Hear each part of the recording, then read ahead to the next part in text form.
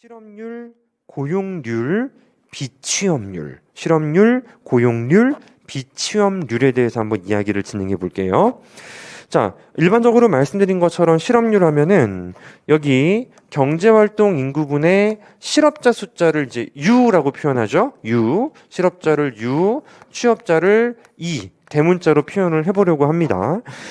그러면 그 실업률이라는 것은 L분의 U란 말이에요. L분의 U. 그럼 이거 중요해요. 자, 실업률이 안정적이다. 불변이라는 거죠. 실업률이 안정적이려면은 아까 이제 말로 했던 거를 기용화시킬 겁니다. 봐봐요.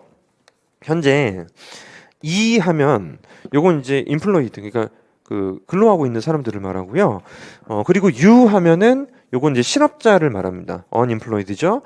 그럼 이게 실업률이 안정적이려면은 어떤 특정 기간 동안에 직장을 잃어버린 사람의 숫자하고 특정 기간 동안에 직장을 찾게 된 사람의 숫자 있죠? 그게 같아야 되는 거예요.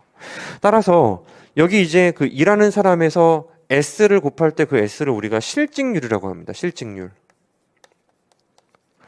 그리고 여기서는 이제 놀고 있는 사람들이 직업을 찾았어요. F. 구직률이라고 합니다. 구직률. 자, 이렇게 양자가 일치하면 실업률은 안 바뀌어요. 봐봐. 왼쪽이 더 크다는 것은 직장을 잃는 사람의 숫자가 맥이 더 많다는 것이고, 그럼 실업률이 올라가겠죠. 오른쪽이 더 크다는 것은 직장을 찾는 사람의 숫자가 점점 더 많아지는 거니까 실업률은 떨어지겠죠. 양자가 일치할 때는 실업률이 유지가 되는 것이고요.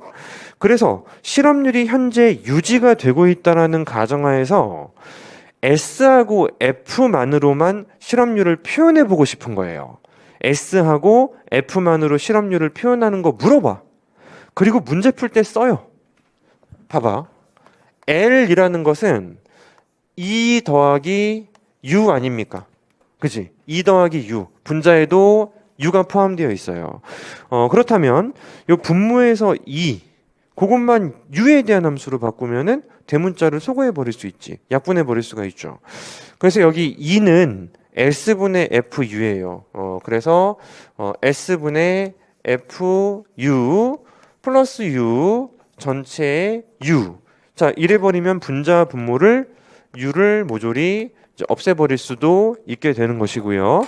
수식을 최종적으로 정돈하면은 S분의 S 더하기 F, S 더하기 F분의 S, 즉 실직률 더하기 구직률분의 실직률, 이게 바로 안정적으로 유지가 될 때의 실업률입니다 라고 말을 할 수 있게 되는 것입니다. 이해했지? 그지? 근데 이제 도출하는 거를 설명을 드렸지만 실전에서 여러분들이 문제 푸실 때는 저거 외워서 풀어요. 요거. 근데 뭐 외우는 게 어렵진 않을 것 같아요. S 더하기 F분의 이제 S, 이렇게 실직률이었지 하면서 보통 여러분들이 이제 외워서 푸시게 됩니다. 자, 실업률이라는 것을 실직률, 구직률, 실직률 뭐 이렇게 세 가지, 이제 뭐 두 가지죠. 두 가지 변수로 표현을 해내실 수가 있게 되는 것이고, S 더하기 F분의 S를 우리는 이제 실업률이라고 부르는 것이에요. 문제가 있습니다. 문제가 있는데 어떤 문제냐면은 우리나라가 실업률이 되게 낮아요. OECD 선진국들에 비교를 해봐도 우리나라가 실업률이 굉장히 낮다고 합니다. 왜 그렇지? 라는 문제에 대해서 한번 생각을 해보려고 합니다. 우리나라의 경우는 실업률이 선진국에 비해서 낮아요. 이게 왜 그러냐면 실업률의 통계상 기인한 것이에요. 통계상 기인한 것인데, 일주일에 1시간 이상 수입 획득을 위해서 일하면 취업자로 봐요.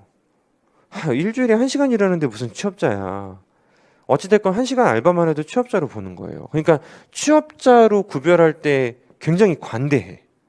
그러니까 우리나라 실업률이 낮은 거예요. 두 번째, 우리 철수가 이제 취업이 안 돼가지고 어머니 가게에서 돕고 있어요. 돕고 있는데 주당 18시간 이제 이상 일한 무급 가족 종사자도 이제 취업자로 봅니다. 그러니까 실제로는 월급은 안 받고 있거든요. 돈은 안 벌고 있거든. 이제 의식주만 해결이 돼요. 근데 그거 뭐 부모님이 설마 굶기진 않을 거 아니야. 그래서 의식주를 해결하면서 이제 부모님을 돕고 있는데 무급. 근데 18시간 일했으면은 그럼 이제 취업자로 보는 것입니다.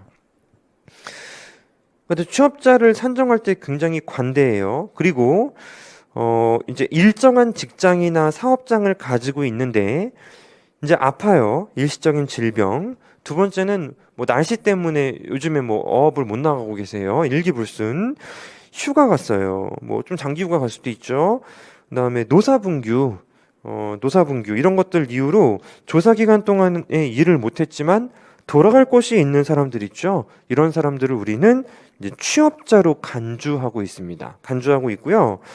그 실망 실업자 앞에 4번 동그라미 쳐주세요. 제가 빼먹었어. 예, 실망 실업자 앞에 거기 이제 4번이에요. 4번 동그라미를 쳐주시면 되겠는데 실망 실업자에 대해서 이야기를 해보도록 하시죠. 실망 실업자. 실망 실업자가 어떤 분들이냐면은 구직 활동을 안 해요. 구직 활동을 안 하는데 그 이유가 뭐냐면 막 해봤어. 여기도 원서 넣고 저기도 원서를 넣어봤는데 이제 실망한 거예요. 아, 나는 안 되네. 그래서 이 사람들은 비경제 활동 인구로 갑니다. 실망 실업자들은 이제 비경제 활동 인구로 전환돼 버려요. 그 전까지는 내가 구직 활동을 굉장히 열심히 했는데 내가 구직 활동을 아무리 해도 일자리가 생기지 않다 보니 그냥 이제 집에 누워버린 거예요. 뭐 원서 안 넣어 이제부터는. 원서를 내야지 이제 실업자예요. 자, 실망 실업자라는 것은 구직 활동을 하다 보니 이제 구직을 단념한 사람들. 이 사람들은 보세요. 여기 이제 경제활동 인구 여기 U라고 했잖아요. 그러면 원래 실업자였다고. 실업자. 그러면 여기도 이제 그림 보죠. 경제활동 인구가 이만큼이고 얘가 사실 압도적으로 적어요. 100이면은 5 그래요. 뭐 편의상 100일 때 10이라고 하자고. 실망 실업자가 한 명 추가되면 그렇다면 여기서 1 빼고요. 여기서도 1을 빼줘요. 맞아요? 실망 실업자가 만약에 한 명 더 증가하면은 실업자에서도 빠지고 경제활동 인구에서도 빠지는 거예요. 그럼 이제 둘 다 줄지. 근데 얘는 조금 줄고 얘는 비율적으로 많이 줄죠. 그지? 따라서 실망 실업자가 만약에 늘면 실업률은 떨어집니다. 실업률. 스몰 u예요. 실업률은 떨어져 버리게 되는 것이에요. 그러면 실망 실업자가 많이 늘면 늘수록 실업률은 떨어지겠다. 그죠? 그지? 근데 이제 문제가 있어요. 정부가 실망 실업자를 계산할 때 맞계산해. 그러니까 막 전화해서 다 물어보고 조사하고 그런 거 아니에요. 전화 받으신 적 있어요? 실망했냐고 전화 받은 적 있어? 없지. 그냥 통계로 대충 잡아버려. 그래서 선진국들 같은 경우에는 그 밑에 줄에 적혀 있어요. 보통 한 10%? 실망 실업자 비율을 한 10% 이렇게 잡고 있는데 우리나라는 왜 30%를 잡습니다. 30% 이상을 잡아요. 그러니까 30% 이상을 잡아버리기 때문에 통계상으로 여기서 많이 빼고 여기서 많이 빼는데 실업률이 막 자꾸 낮게 측정이 되는 거예요. 이게 문제라는 거지. 그래서 실질적으로 현실 경제에서 실업자라는 걸 측정할 때 통계상으로 우리가 좀 취업자를 과잉으로 잡아주고 그리고 이제 실망 실업자 앞에 4번 동그라미 치라고 그랬죠. 네 번째가 이제 실망 실업자를 너무 많이 잡습니다. 그러니까 우리가 OECD 국가들에 비해서 안 그런데 이미지상으로는 안 그런데 실업률이 낮은 국가로 분류가 되고 있어요. 다른 국가는 우리나라 및 뭐 다른 국가들도 그렇겠죠.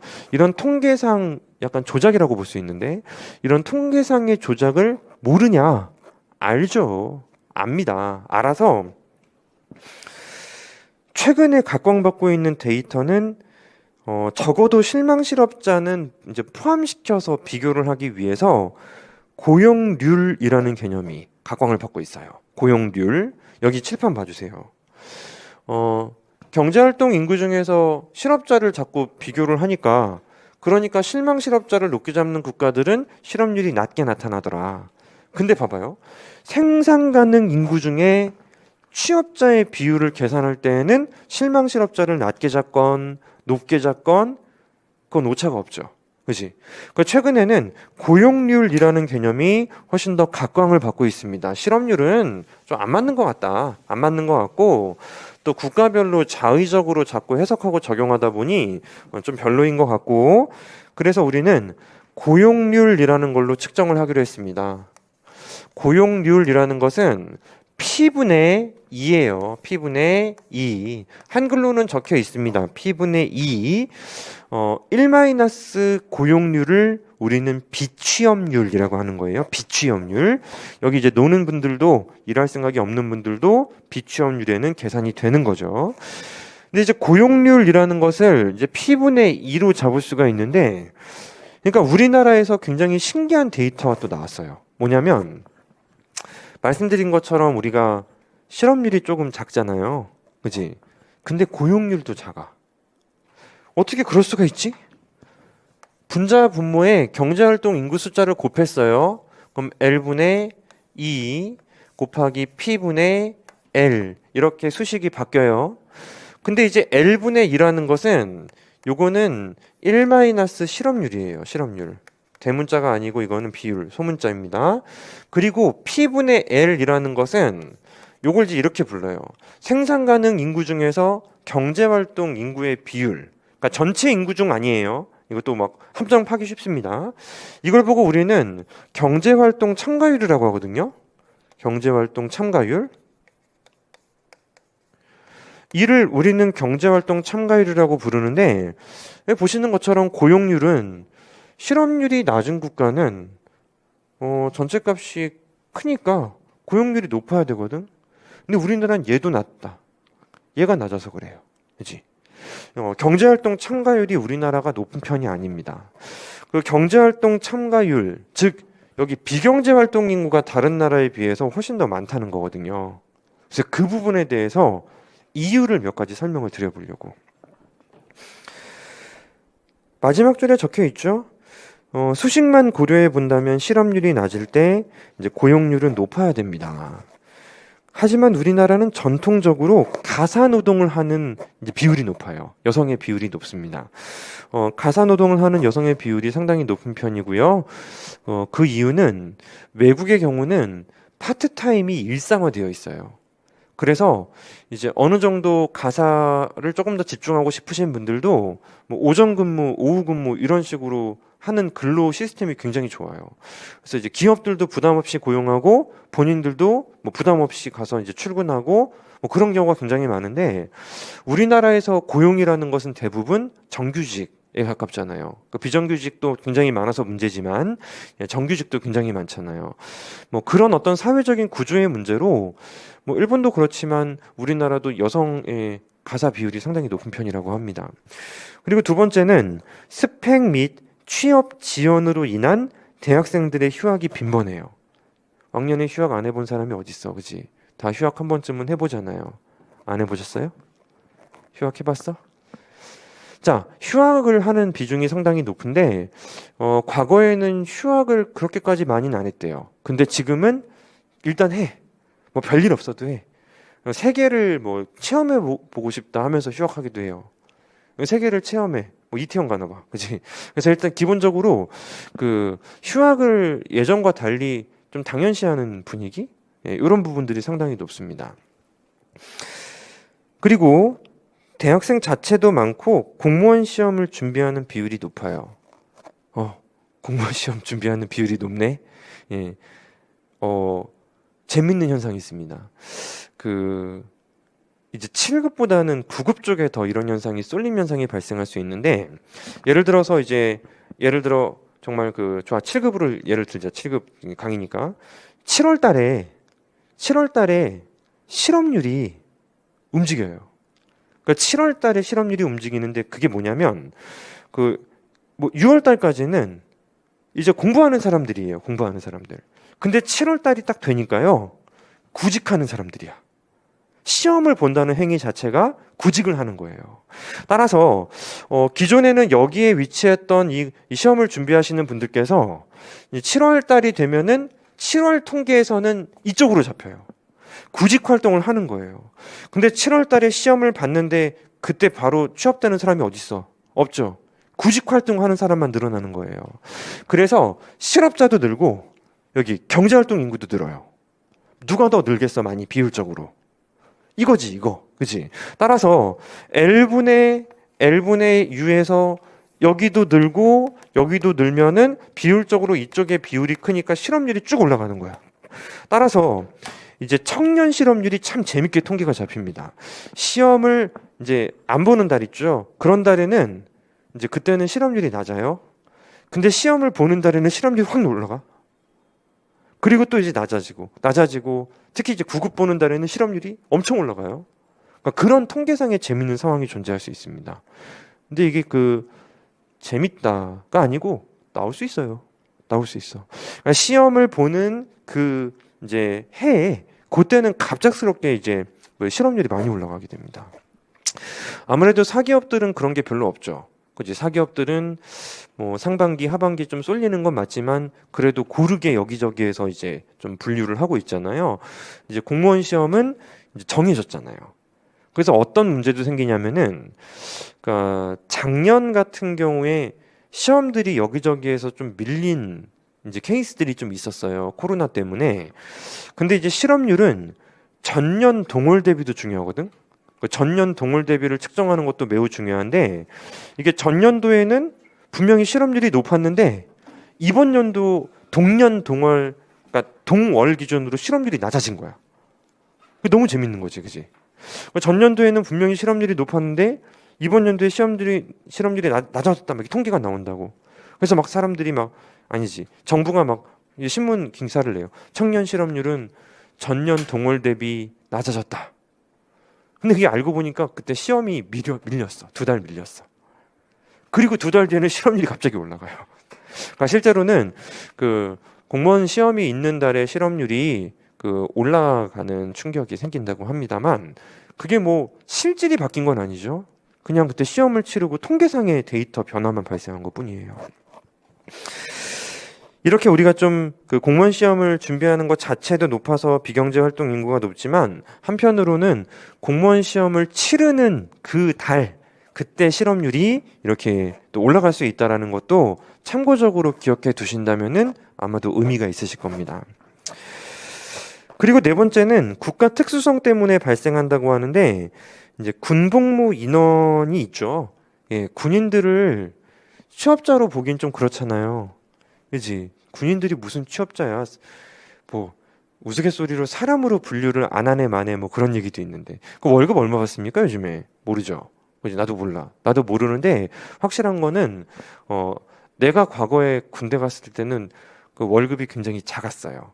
그래서 2달 동안 땅 파고 삽질하고 이제 열심히 일해서 2달 동안 월급을 하나도 안 쓰고 모아서 휴가를 나와도 입장권을 간신히 끊을 정도. 놀이동산 입장권 간신히 끊을 정도. 그러니까 너무 낮았어. 자유형권은 못 끊어요.